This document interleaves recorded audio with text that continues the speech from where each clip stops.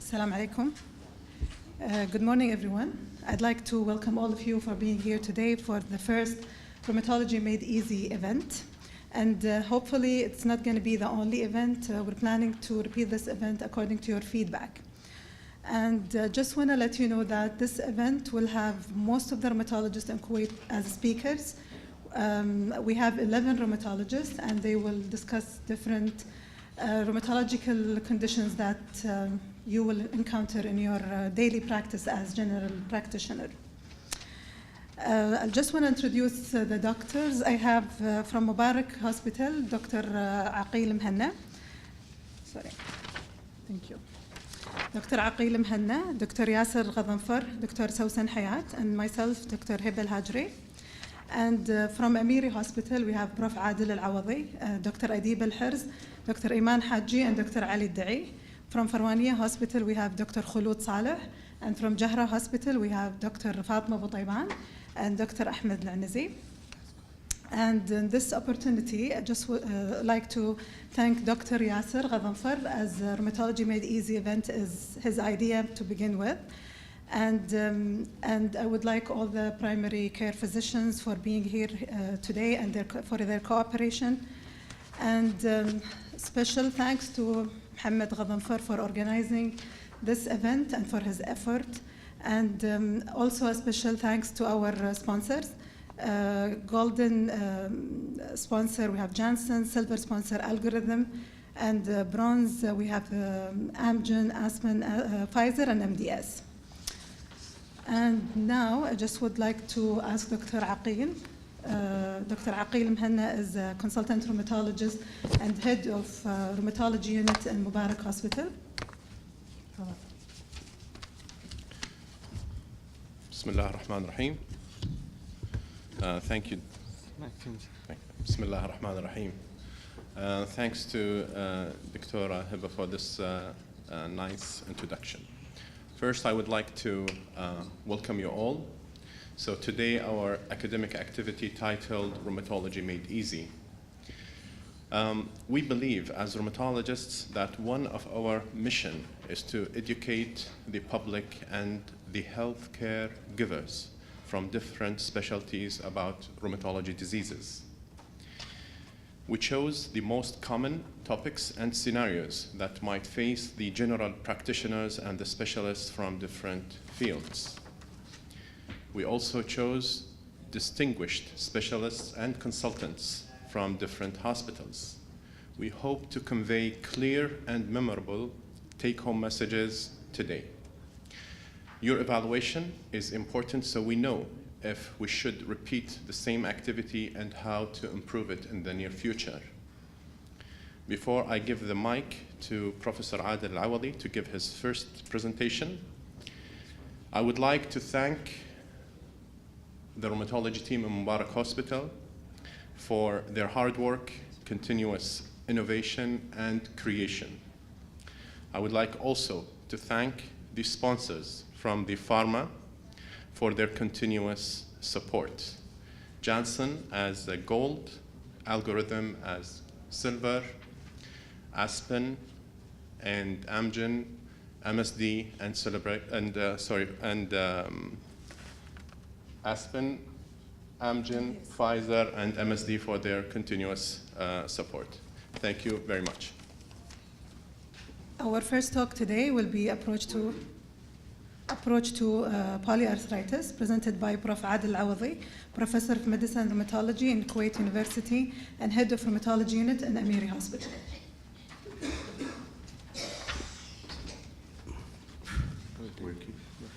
Good morning, everybody. I would like to thank the organizing committee headed by Dr. Heba Al-Haji to inviting me to give this talk. And also on your behalf, I would like to thank the drug companies for sponsoring today's event. And I would like to thank you all, the attendants coming today. You are in the front. Most of you are GP, so you are in the front and you are the first to see these patients and refer to us. So referring the right patient in the right time, we can make a huge difference in the life of those patients.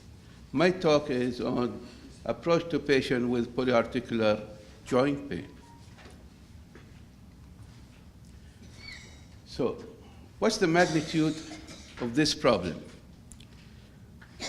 There is in the United States, almost 15% of the population, 40 million, they have this problem.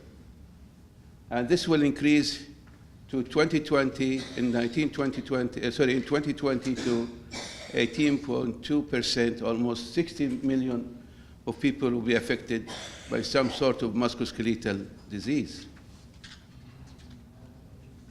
So you are as the GPs, 1 in 4 or 1 in 3 patients referred to or coming to your clinic have some sort of musculoskeletal problem. Whenever I attend a meeting, sorry, before I get there, does anybody knows October 12th coincides with what? Anybody knows?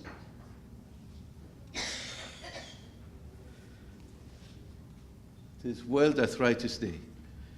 WHO met in 1996, and because rheumatic disease is a common problem, so they appointed one day in the year to celebrate, it is on October 12th in each year. And we do lots of activity in this day, so everybody is invited to attend this day. So we do it every year.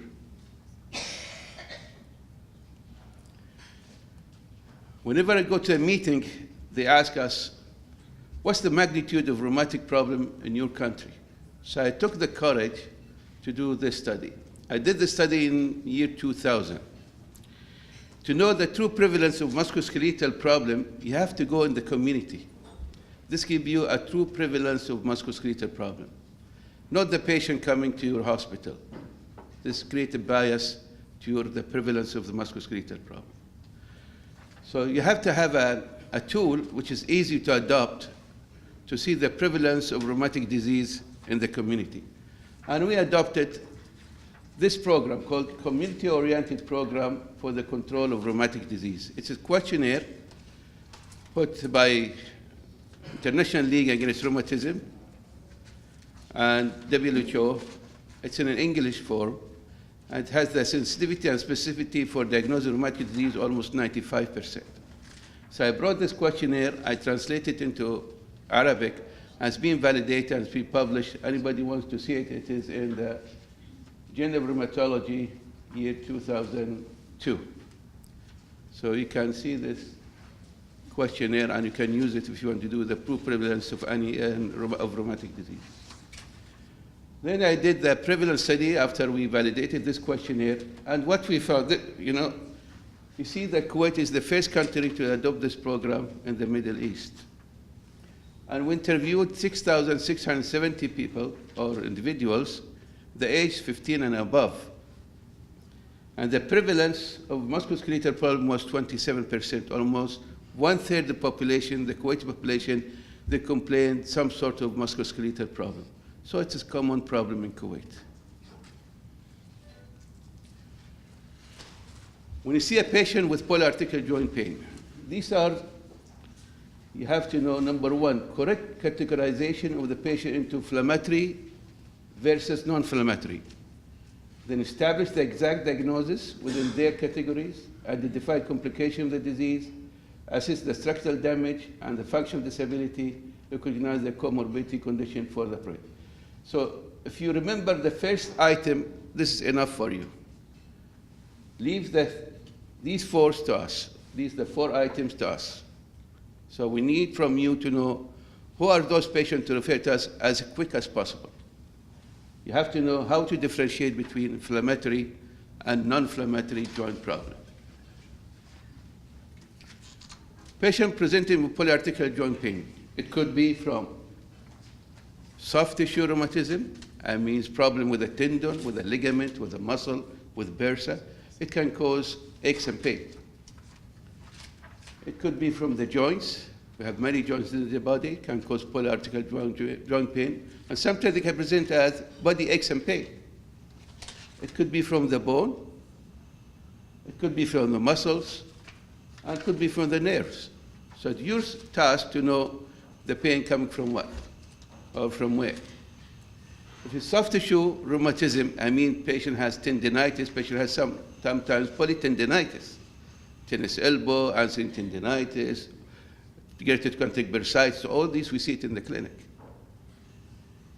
So pain arising from the soft tissue rheumatism, number one, elicited with active but not with passive movement. Patient, like if you have tennis elbow, patient when he carries object, he gets pain. But if you do your passive, there's no pain. The joint's completely normal. This gives you a clue this is not in the joint. This is outside the joint. Number two, tenderness away from the joint margin. It's not in the joint. Number three, swelling away from the joint.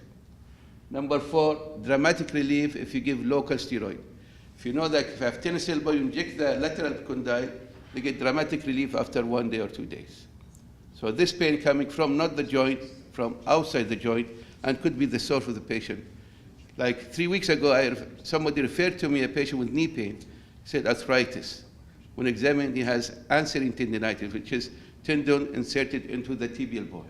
I injected, the pain relief went away. So it was not arthritis, it was tendinitis. Okay. What about bone pain?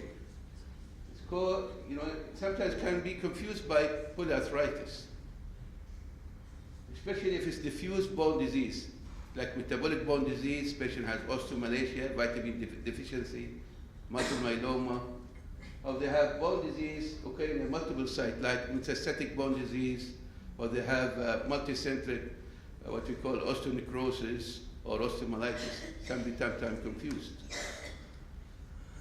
As a general rule, bone disease causes symptoms that much worse at night. I want to give you the example, this patient. He's the father of my brother's wife. يعني عم زوجة أخوي.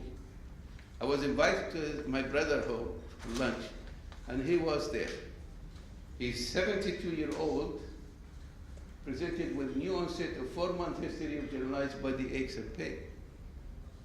He went to many doctors, GPs. Every time they gave him non-steroidal and muscular, and they sent him home for 4 months. So I was eating lunch, and he complained to me. He said, "This is new for me." I said, "Okay, come to the hospital. Does anybody know what's the first test you want to do for this patient?" One single test.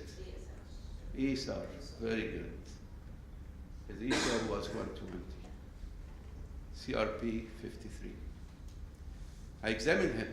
I didn't find no lymph nodes, nothing. Abdomen was clear. So I went to do bone scan for him. And this is his bone scan.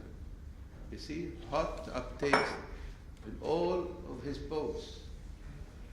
Ribs, long bones, spine, pelvis, all over. And if you did color one, so hot uptake, almost most of this.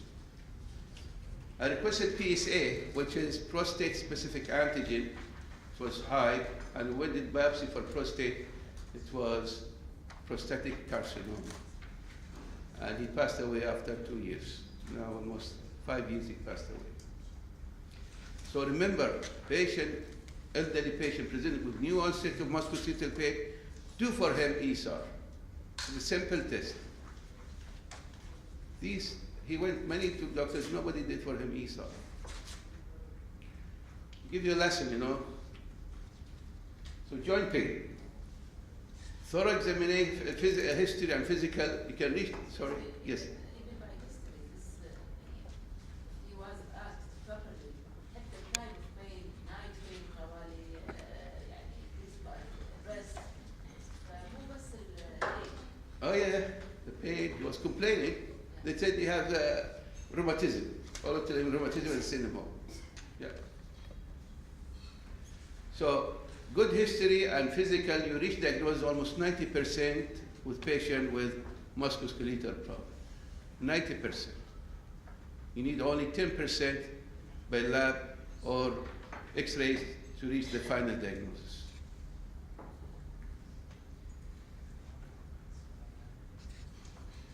You have to differentiate between inflammatory and non-inflammatory. These are very important points you have to take it home. Early morning stiffness. Patient presenting with more symptoms more than 30 minutes when he wakes up indicate this is inflammatory joint problem. Symptoms improve with gentle use of the joint and get worse with rest. This is inflammatory. Spontaneous swelling and flare. This is inflammatory. Presence of constituent symptoms, fever, weight loss, loss of appetite, indicates inflammatory. So refer those patients to us. No morning stiffness or less than 30 minutes. Symptoms which get worse with the movement. No spontaneous flare, no constituent. This is almost what's called non-inflammatory, like osteoarthritis. You can wait on those patients. You don't want. But don't wait when those patients has inflammatory. You have to do physical examination because some patients, they come to you with one joint, severe pain, like knee pain. He forgets other joints, which is less painful. And we do physical, good physical, you found he doesn't have monoarthritis or one joint, he has polyarthritis. So it can change the diagnosis. So you have to do proper physical examination. I think you have a workshop today on how to do musculoskeletal examination. The tests you want to do, these are the two most important, ESR and C-reactive protein. Very important. If you have inflammatory, you can have anemia of chronic disease, normocytic. They can have thrombocytosis.